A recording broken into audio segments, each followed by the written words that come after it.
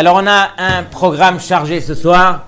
Rosh Chodesh Adar, on a Parashat Mishpatim, suivi de Parashat Shkalim. On va essayer de parler un petit peu de chaque, comme ça, Bezrat Hashem, on va essayer de... Je vais vous dire quelques mots d'un des plus grands mashgichim qui a fait cette sikha dans la yeshiva de Ponyovitch, il s'appelle Rav Don Segal. Et ce Rav a dit comme ça, il a dit « Mishenichnas Adar Marbin Besimcha », ce sont les paroles de la Gemara. Si on est médaillek dans le Lachon, c'est marqué Mishenichnas Adar. Mishenichnas veut dire que lorsque va rentrer le mois de Adar. Normalement, qu'est-ce qu'on aurait dû marquer? On aurait dû marquer Bechodesh Adar Marbin Besimcha. Dans le mois de Adar, on va se réjouir, on va augmenter la simcha. Pourquoi est-ce qu'on dit Mishenichnas? De là, on en déduit que à peine rentre le mois de Adar. Voilà, vient de rentrer le mois de Adar. On est déjà arrivé à ce stade de Marbin Besimcha. Marbin Besimcha veut dire on va multiplier la simcha, on va augmenter la simcha à son summum depuis le premier instant, depuis que rentre le mois de Adar. La question évidente, comment arriver à faire une telle chose que Marbin Besimcha depuis le début? On n'a jamais vu une chose pareille. Normalement dans la Torah, on va Behadraga, on va doucement. Ok? On comprend bien. Donc là, directement, Mishenichnas Adar Marbin Besimcha, comment est-ce qu'on fait une chose pareille? Donc il dit que ce mois de Adar, il est bien sûr Mesugal, c'est une Ségoula pour la Simcha, et comme on a dit tout à l'heure, on a besoin de se nourrir de Simcha, on puise un maximum de Simcha pendant ce Chodesh Adar, pour qu'il puisse nous accompagner au travers de toute l'année, et Dieu seul sait les moments difficiles que toute la planète est en train de vivre présentement. Combien de simcha alors on doit s'armer pour essayer de surmonter les épreuves? Et donc c'est marqué comme ça: Matzinu she'akadosh baruch hu tava be'adam ka'asher hu mekabel dabar shegorem lo osher gadol. Regardez bien, Hachem il a mis une nature à l'intérieur de l'homme que lorsque l'homme il reçoit une bonne nouvelle, à partir de ce moment-là, il arrive lui-même dans ses kochot hanefesh d'éveiller la simcha. Il a reçu un cadeau, par exemple. Il a reçu une bonne nouvelle. Ou encore mieux que cela, le Shulchan Aruch dit que si un être cher qu'on n'a pas vu pendant au moins 30 jours, on le retrouve, alors dès qu'on le voit, on fait Shechianu, mais dès qu'on le voit, on a une simcha. On a une simcha qui est vraiment incroyable. Comment est-ce qu'à ce moment-là, directement, je l'ai vu, j'obtiens une simcha incroyable. Et donc, ici, quelque part, Chodesh Adar, c'est le rendez-vous qu'on a, c'est la bgisha qu'on a. Lorsqu'il y en a qui vont en Shidochim, ils font des bgishot. La bgisha qu'on a avec Akadosh Baruch Hu, c'est Chodesh Adar. Chodesh Adar, on va rencontrer Hachem d'une façon qui est spéciale. Contrairement aux autres mois de l'année, Chodesh Adar, c'est une rencontre qui est tout à fait spéciale. La vérité, c'est que dans le Shulchan Aruch, on voit que le mazal du Klal Israël, il est magnifique en ce mois-là, ou si on a des différends avec des goïms de n'importe quelle façon, alors on essaye de faire tomber ça pendant Chodesh Adar, parce que voilà, la proximité qu'on a avec Hachem, elle est vraiment très spéciale comme on a dit. Et donc, qu'est-ce qu'il y a de spécial dans ce mois de Adar sur lequel, encore une fois, on peut arriver à ce niveau de Marbin Besimcha. Marbin veut dire on va multiplier la simcha. Alors on se rappelle les paroles de la Gemara dans Shabbat. C'est marqué là-bas que lorsque les Béné Israël, ils étaient betartit ha'ar, ils étaient en bas de la montagne pour recevoir la Torah. Mais la Med shekafa alehem ha'ar kegigit, Akadosh Baruch Hu, il a dit vous recevez ma Torah ou sinon vous serez enterrés à cet endroit. Là-bas, la Gemara dans Megillah nous dit Hadar kibloua beratson bimei Achashverosh. Donc, au temps de Achashverosh, les Béné Israël, ils ont reçu la Torah meratson. Ça veut dire que, contrairement au Har Sinaï où là-bas, on les a obligés, mais ici, à Purim, ils ont reçu meratson. Et pourquoi ils ont reçu meratson? Qu'est-ce qu'il y a eu de différent? Alors là-bas, c'est marqué que Rashi l'explique Lama haïta kabbalat Torah meratson bimei Achashverosh, me ahavat anes she'asa lahem. c'est grâce au miracle qui leur a été fait. Il y a eu un miracle spécial à Purim qu'ils n'ont pas vécu même au mois de Nissan. Même pendant Yetziat Mitzrayim, alors ils n'ont pas eu ce qu'ils ont eu au mois de Hadar. Et donc ce miracle qu'ils ont vécu au mois de Hadar, c'est ça ce qui leur a permis d'atteindre cette proximité avec Hachem, qui elle va leur donner la simcha. Quelle est la différence qu'il y a entre les miracles qu'on a vécus en Nissan et ceux de Hadar? Ceux de Nissan, ils étaient vraiment incroyables. L'ouverture de la mer, les 10 makot. Akadosh Baruch Hu, lui, qu'est-ce qu'il a fait? Il a changé les lois de la nature, justement pour les Béné Israël. Donc il a fait quelque chose qu'il n'a jamais fait dans toute l'histoire du monde. Il a changé encore une fois les règles de la nature. Mais dans le mois de Hadar, Akadosh Baruch Hu s'est dévoilé à travers la nature. Je vais te montrer que cette nature que toi tu appelles des fois Mikré qui veut dire c'est du hasard, Akadosh Baruch Hu il dit il n'y a pas de hasard. Sache que tout ce qui se déroule devant toi, alors c'est moi, Akadosh Baruch Hu, qui suis derrière. La preuve en est, c'est que toute l'histoire de la Megillah a duré pendant 9 ans, et durant tout le passage de ces 9 ans, Akadosh Baruch Hu ne s'est pas dévoilé. D'ailleurs, son nom ne figure pas dans la Megillah, Megillat Esther, où on dit qu'il a été caché. Et justement, il a été caché pour nous montrer que derrière les choses cachées, c'est là que Akadosh Baruch Hu, il agit le plus. Et donc, c'est ça ce qui nous permet, Chodesh Hadar, que depuis la Knissa, depuis la rentrée de ce mois de Hadar, alors on est déjà Marbin Besimcha. On arrive à ce niveau parce qu'on rencontre Hachem, on réalise que la nature, on n'a pas besoin d'avoir un miracle extraordinaire pour montrer que Hachem est là. À travers la nature, Akadosh Baruch Hu nous parle. Donc ça devrait déjà nous ajouter beaucoup de Simcha. Et plus le mois il avance et plus on se travaille sur cette notion et plus on obtient cette bracha que Akadosh Baruch Hu déverse sur nous qui s'appelle la simcha.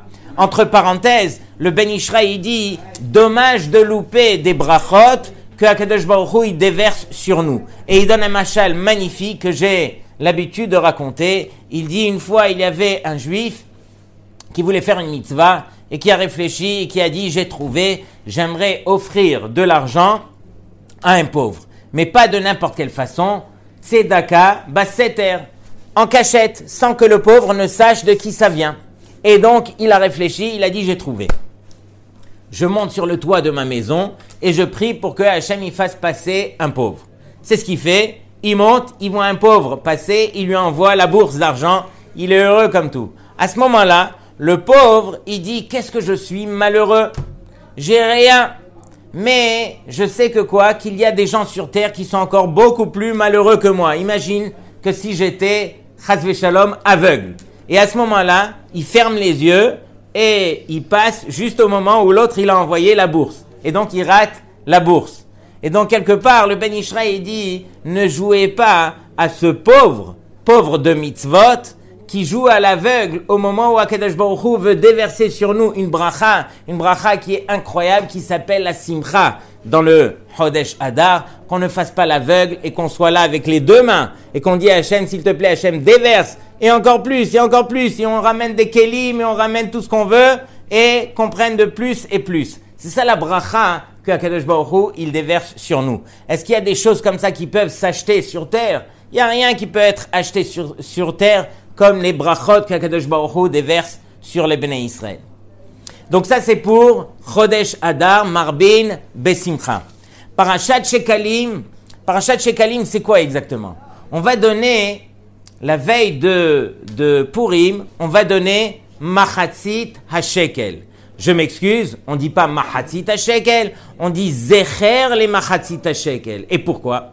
Parce que depuis que le Beth Amikdash a été détruit, alors on n'offre plus des korbanot, et plus que cela, on n'a pas le droit de sanctifier quelque chose pour le Beth Amikdash.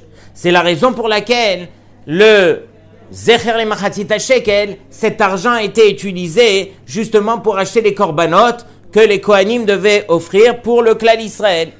Et donc ces korbanot-là étaient achetés avec cet argent. Si je dis que j'achète avec Machatzit HaShekel, c'est comme si j'avais sanctifié cet argent, chose qui est interdite. C'est pourquoi on dit Zecher le mahatzita shekel. Si vous faites attention, alors on va donner un demi-shekel. La vérité, c'est que on n'aime pas donner un demi-shekel. Laisse-moi donner un shekel. Laisse-moi donner, si déjà je donne, que je donne bien. Non, donne un demi-euro. C'est quoi cette histoire-là? Pourquoi un demi? Parce qu'il faut réaliser que sans l'autre, on n'est rien du tout. Akadosh Baruch Hu, il dit, associe-toi avec ton frère et c'est là que tu pourras emmener un shekel complet. Il faut que tu réalises que ce que je te demande, c'est justement de t'associer à ton frère. C'est ce qu'on va voir un petit peu après dans Parashat Mishpatim, où le Ikar, c'est justement de s'associer à son frère. On va revenir dessus. Dans la mitzvah de Zecher le mahatzita shekel, comme on le sait, alors on essaye de donner une demi-pièce de l'argent du pays. Ici en France, ça sera un demi-euro, en Israël, un demi-shekel, et il est bien de donner 3 demi-pièces. Pourquoi? Parce que dans la paracha de Kitissa, où on parle du mahatzita shekel, alors dans cette paracha, il est mentionné 3 fois Teruma Hashem. Teruma veut dire le don pour Hashem. Et donc ça fait référence à ce don que les Béné Israël donnaient. C'est la raison pour laquelle on donne 3 demi-pièces de l'argent du pays. Ceux qui veulent encore mieux faire, alors la valeur réelle de Zecher le mahatzita shekel est de 9 grammes d'argent pur, qui sort environ aujourd'hui à 7 euros. Donc, à partir de 7 euros pour qui que ce soit dans la famille, alors il est bien de donner cette valeur et c'est bien de donner aussi pour les enfants. Et donc, ceux qui ont commencé à donner, ils doivent continuer à donner chaque année. Il y en a qui disent que c'est même bien de donner pour une femme qui est enceinte. Donc, pour le bébé qu'elle a dans le ventre, c'est bien qu'elle donne aussi pour le bébé. Donc, c'est une mitzvah qui est des plus chères, d'autant plus que beaucoup de Mefarshim disent que cette mitzvah que les Béné Israël ont donnée, elle venait réparer quelque part la faute du Chet HaEgel, où les Béné Israël qui venaient de recevoir cette Torah, Shavuot, le premier Shavuot qui arrive, qu'est-ce qu'ils ont fait? Ils ont fait la faute du veau d'or. Et donc, Akadosh Baruch Hu, quelque part, il a voulu les consoler. Une fois qu'ils ont réalisé leur tort, une fois qu'ils ont voulu faire tchouva. Mais c'était tellement grave. C'est comme, la Gemara a dit, c'est comme une kala shezinta tachat hupata. Comme une kala qui a trompé son mari sous la hupa. Comment est-ce qu'elle pourra réparer sa faute? Les Béné Israël, Akadosh Baruch Hu, bien sûr, il a eu pitié. Il a fini par nous pardonner et on se demande par quel miracle. Mais on sait combien Moshe Rabbeinu il a prié. Et une des choses qui nous a permis de faire pour réparer cela, Zecher le mahatzita shekel. Donc il faut réaliser que lorsqu'on va lire cette paracha de Shkalim ce Shabbat, alors on se rappelle un petit peu, voilà, de la dimension de ce qui va être lu et on aura la kavana justement à ce moment-là, entre autres, de réparer donc la faute du Chet HaEgel, la faute du veau d'or. Et donc, Zecher le mahatzita shekel, qui me fait penser à la paracha de Mishpatim où je vous ai dit que le but c'est de s'associer à son ami, parce que si vous remarquez bien, j'ai vu un Hidush Mamash incroyable cette année où les Béné Israël ont mérité la Torah, comme on a vu dans Parashat Yitro, parce qu'ils ont employé les 2 termes qui étaient magiques. Même les anges se demandaient comment est-ce que les Béné Israël ont découvert un secret pareil qui est celui de dire Naaseh Venishma. Comment est-ce qu'ils ont appris à dire une telle chose? Mais une fois qu'ils ont dit Naaseh Venishma, ils ont mérité donc la Torah. Et la question que j'ai vue cette année, c'est que Naaseh Venishma ne revient pas dans la paracha de Yitro. Elle ne revient que dans la paracha de Mishpatim. Qu'est-ce qui s'est passé? Ils ont reçu la Torah dans Yitro et ils ont dit Naaseh Venishma dans Mishpatim. Viennent dire les Mefarshim que quoi? Hein? Que la vraie Kabbalat Torah, c'est celle qu'on reçoit par rapport à Ben Adam la Havero. Dans Yitro, c'était Ben Adam la Makom. Akadosh Baruch Hu, il dit, écoute, avec moi, tu pourras toujours t'arranger. Tu pourras toujours faire tchouva et je recevrai ta tchouva. Mais le Ikar, c'est quoi? C'est de se tourner vers son ami, vers son prochain, et faire tchouva envers son prochain. Lorsqu'il est marqué à Yom Kippour, que Akadosh Baruch Hu, il est venu, les Taher Etrem, il est venu nous purifier. Il est venu nous purifier des fautes qu'on a pu faire envers lui. Mais des fautes qu'on a fait envers son prochain, ça, il ne peut pas purifier. Donc encore une fois, Parashat Mishpatim, c'est là que convient de dire Naaseh Venishma, parce que la vraie Kabbalat Torah, c'est celle qui agit envers son prochain. Lorsque je m'associe avec mon prochain, alors là, je deviens un, et c'est ça ce que Akadosh Baruch Hu, il attend de nous. Lorsque, dans Parashat Yitro, les Béné Israël ont reçu la Torah, bien sûr, alors est arrivé un moment unique, où là, Akadosh Baruch Hu s'est adressé à eux, et regardez bien ce qui est marqué ici, dans la fin de Yitro, Rashi, il dit, Vechol ha'am roim. Vechol ha'am roim, c'est-à-dire que tout le peuple ont pu voir. Rashi dit Melamed, shelo haya bahem echad suma. De là, j'apprends qu'il n'y avait pas un parmi eux qui était aveugle. Tout celui qui avait des problèmes de vue, il guérissait. De même, uminayin shelo haya bahem ilem. Et d'où apprend-on qu'il n'y avait pas un parmi eux qui était muet? Talmud lomar vaya'anu kol ha'am. Tout le peuple a répondu. Uminayin shelo haya bahem heresh. D'où sait-on qu'il n'y avait pas de sourd non plus? Talmud lomar naaseh venishma. Donc on apprend de là que quoi? Que tout le monde avait guéri. Il y a eu des choses inimaginables à ce moment-là, où Akadosh Baruch Hu s'est dévoilé pour le clan d'Israël. Mais voici que quoi? Que la Torah continue et nous dit Vechol ha'am roim et akolot. Tout le peuple ont vu les voix. Est-ce qu'on voit des voix? On entend des voix. Rashi de dire roin et anishma. On voit ce qui a été entendu, que normalement, ce qui ne se voit pas ailleurs, ici, on pouvait le voir. Qu'est-ce qu'on a vu de plus à ce moment-là que dans un autre endroit? Il faut réaliser que Roin et Akolot, c'est quelque chose vraiment qui demande de la réflexion. Roin et Akolot veut dire on voyait les voix, c'est-à-dire on a compris le message que Akadosh Baruch Hu voulait nous apporter. Malheureusement, les Béné Israël, ils peuvent écouter, et le mieux, c'est d'apprendre à écouter avec les oreilles.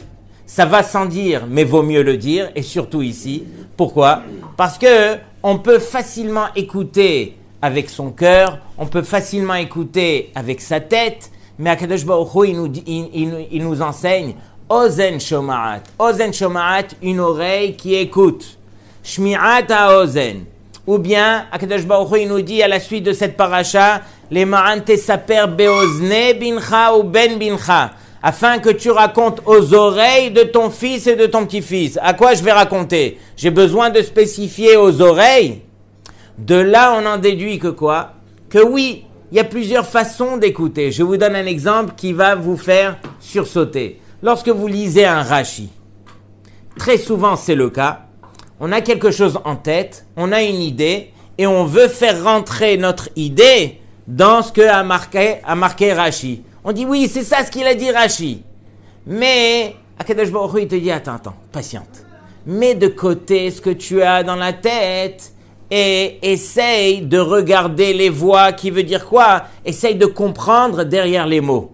Essaye de t'annuler. Essaye de lire Rashi tel quel. Sois neutre. Apprends à lire qu'est-ce qui est marqué et apprends à écouter. Apprends à comprendre. C'est ça, Roin et Akolot. C'est pas évident aujourd'hui d'apprendre à écouter. Et Akadosh Baruch Hu, justement, il nous a permis, pendant Parashat Yitro, d'apprendre à écouter. Lorsque Hachem nous a enseigné comment est-ce qu'on fait pour écouter, pour comprendre, Akadosh Baruch Hu, directement, n'a pas perdu une seconde pour nous enseigner les Mishpatim. C'est ce qu'on lit dans la paracha de cette semaine. Et on va lire des lois qui, a priori, sont des lois de la vie courante, des lois de tous les jours. D'ailleurs, tout le monde connaît ces lois. Ne pas voler, ne pas tuer, entre autres. Bien sûr que ici, la Torah, elle détaille dans les moindres facettes. Mais disons que les goïms, dans leur code de loi, eux aussi sont arrivés dans les mêmes maskanot que nous, dans les mêmes conclusions que les nôtres. Et donc, qu'est-ce que la Torah a rajouté de plus? À l'exception d'une halakha, où il est marqué que Tashlume Arba'a Vachamisha, 4 fois pour un shor et 5 fois pour un keves, ça, on ne l'apprend pas chez les goïms, ça c'est sûr. Mais tout le reste, ne pas voler, comment les différents et tout ça, les goïms eux-mêmes sont arrivés à des conclusions pareilles. Qu'est-ce que la Torah a rajouté au point que David Ameler, regardez bien, David Ameler il dit Lo asachen echol goy ou mishpatim bal yedaum. David Ameler il témoigne que les mishpatim, les lois sociales, alors les goïms ne les connaissent pas. Vous allez me dire, mais comment ça les goïms ne les connaissent pas? On voit très bien que quoi? Que les goïms, ils ont des tribunaux, ils ont fait des lois qui ressemblent exactement aux nôtres. Et je veux dire, c'est très simple pour un goy de se dire, si je permets de tuer dans la société, alors il y aura l'anarchie. Si je permets de voler, il n'y aura plus de société, et ainsi de suite. Quel est le chidouche que la Torah, elle, nous rajoute justement à ce moment-là dans les mishpatim que HaKadosh Baruch Hu nous a enseigné? J'ai vu un grand chidouche au nom de Rav Chaim de Brisk. Rav Chaim il dit que c'est justement le vav ici qui est marqué dans Ve'ele HaMishpatim. Rashi de souligner le midrash ici, c'est le sifri. Rashi dit Bechol makom où c'est marqué ele seulement, pas Ve'ele. De là, on apprend Pasal et Tarishonim, c'est-à-dire qu'on vient enseigner un nouvel enseignement. Ele vient enseigner quelque chose de nouveau. Ve'ele mosif à la Rishonim. Le Vav, il est venu rajouter sur les premières lois. De la même façon qu'on a vu, les premières lois ont été enseignées avec kolot uvrakim, elles ont été enseignées avec énormément de feu, de bruit, de kolot. Voici que ces mêmes lois, les mishpatim, elles aussi, elles ont été enseignées de la sorte. Et ne viens pas à te tromper, à te dire que ce sont des lois qui sont complètement logiques, qui sont complètement normales, que même les goïms sont arrivés à cette conclusion de dire, parce que chez nous, dans la Torah, ça n'a rien à voir. Les goïms, eux, quelque part, du fait qu'ils veulent protéger la société, c'est la raison pour laquelle ils étaient obligés d'arriver à faire des lois pareilles, justement pour qu'on puisse vivre de façon normale dans la rue, sans avoir peur, pour pouvoir vivre de façon tout à fait normale. Pendant que nous, à Kadosh Baruch Hu, on sait très bien que Hachem, lui, il a vu la Torah et ensuite il a créé le monde. Ça veut dire quoi? Nafkamina, que Kadosh Baruch Hu, il a dit, d'abord j'ai créé la Torah. En fonction de ce qui est marqué dans la Torah, c'est là qu'il y aura le reflet sur terre. Lorsque j'ai écrit dans la Torah, lo tirtzach, ne pas tuer, lo tignov, ne pas voler, alors c'est ça ce qui a donné à l'homme, au Ben Israël, ce sentiment de ne pas vouloir voler, de ne pas vouloir tuer.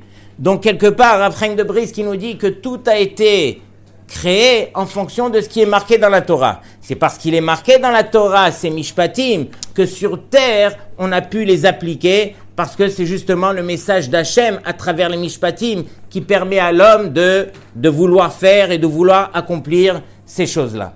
Donc quelque part, voilà, c'est ça les mishpatim. Les mishpatim, ce sont des lois sociales sur terre entre les hommes qui ont l'air logiques, mais qui montrent encore une fois quel était le symbole d'Hachem, où HaKadosh Baruch Hu se cache derrière la nature, se cache derrière les choses qui ont l'air tout à fait normales, comme on a dit pour Chodesh Adar, et justement au travers des mishpatim, c'est là qu'on découvre HaKadosh Baruch Hu. Encore plus que quoi? Que dans les lois où ça a l'air extraordinaire. Comme on a dit que c'est uniquement dans Mishpatim où on voit Naaseh Venishma. Naaseh Venishma vient nous montrer encore une fois que c'est envers Ben Adam Lahavero, envers son ami, que là est justifié le fait de recevoir la Torah. Ok?